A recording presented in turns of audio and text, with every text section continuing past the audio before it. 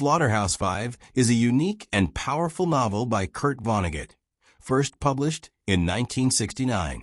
It blends science fiction, war memoir, dark humor, and philosophical reflection to tell a story of Billy Pilgrim, a soldier who becomes unstuck in time after experiencing the horrors of World War II, especially the bombing of Dresden, Germany.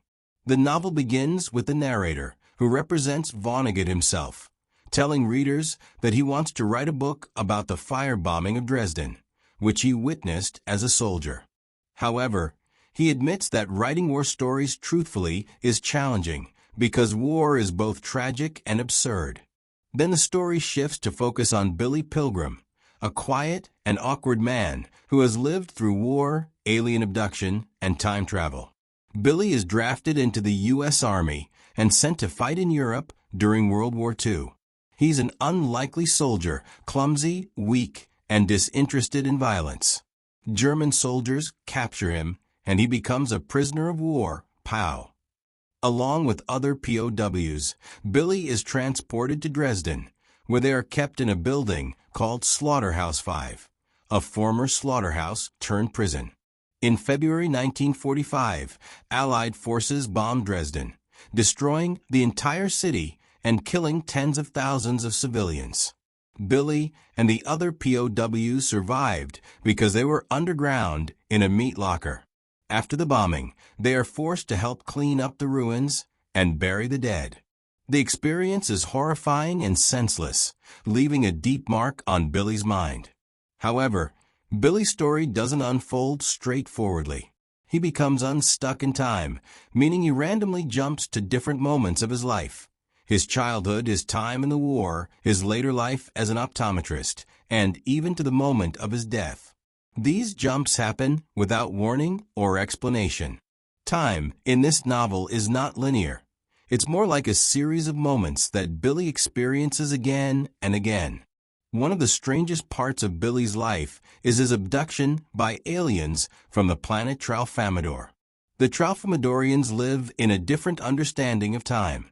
They see all moments, past, present, and future, happening at once. To them, death is not a big deal. They simply say, "So it goes," whenever someone dies, because they believe the person is still alive in other moments of time. On Tralfamadore, Billy is kept in a zoo and observed by aliens. They pair him with a famous Earth actress named Montana Wildhack, and the two live together under the aliens' watch. Strangely, Billy seems more at peace on this alien planet than he does on Earth. The Tralfamadorian philosophy, which accepts events as they are and focuses only on the good moments, has a profound influence on him. Back on Earth, Billy marries, becomes a successful optometrist, and raises a family. Yet he continues to experience time jumps and feels detached from normal life.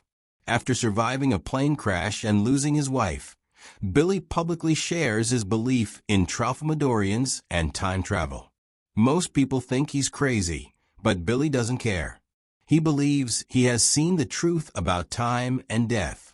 The novel moves back and forth between these episodes: Billy's war experiences, his time on Tralfamadore, his peaceful but strange later life, and his tragic memories of Dresden. Throughout it all, the phrase "so it goes" is repeated every time someone dies. It becomes a symbol of the book's central message, that death and suffering are part of life, and we must accept them without pretending they make sense. Near the end of the book, we return to Dresden, where Billy and other survivors witness the terrible aftermath of the bombing. The city is destroyed, and they walk through silence and ash. Despite the horror, the novel doesn't end with anger or revenge. Instead, it ends with the chirping of birds, putti wheat, a symbol of how life continues even after an unspeakable loss. Vonnegut's novel does not follow a typical plot structure. It is scattered, looping, and filled with strange, surreal moments. But this structure reflects the book's deeper theme. War is chaotic, death is unavoidable, and meaning is not always clear. Through Billy's experiences, Vonnegut explores how trauma can shatter our sense of time and identity, and how storytelling itself can be a way to cope with pain. Commentary: Slaughterhouse-Five is a strange but powerful book about war, time, and the meaning of life. It tells a story of Billy Pilgrim, a quiet man who lives through the bombing of Dresden in World War II, becomes a prisoner of war, and then travels through time, sometimes even to a planet called Tralfamadore. The book combines science fiction with real history, posing profound questions about life and death.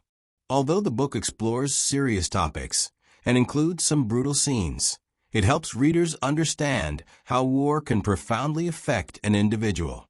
The repeated phrase, "so it goes," reminds us that death is a constant presence, yet life continues to move forward. This book is best suited for readers who are ready to think deeply and are open to unconventional storytelling. Slaughterhouse-Five is not just about history. It's about how we try to make sense of life when nothing seems to make sense.